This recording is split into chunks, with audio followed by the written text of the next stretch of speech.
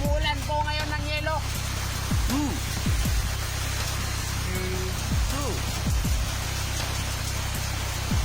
Show your eyes. Oh, sila yun.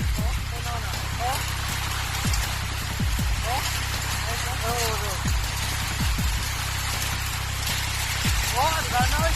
Tulong mo.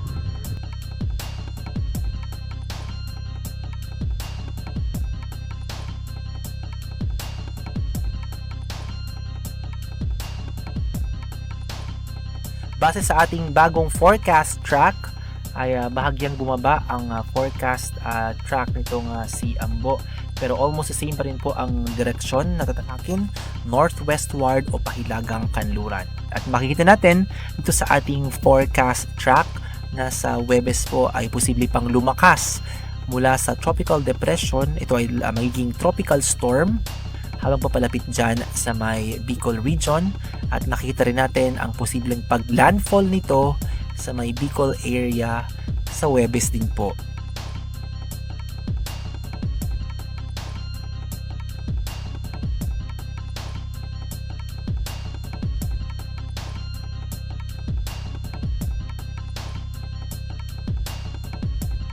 Flood, andaman nato ang mga balay, isaka na nato daan na ato ang mga importante na appliances, ato na nang i-secure ato ang mga valuables, igawas na nato atong mga flashlight kay simbako kung dunay brownout, na-ready na nato ato ang mga flashlight, igawas na nato ang mga go bag. Iandam lang nato no, bisan pa magtuan ni sa dagat ang ato ang tropical depression, wala siya dinhi sa ato sa yuta, wala siya diri sa ato ang tungod sa taas nato.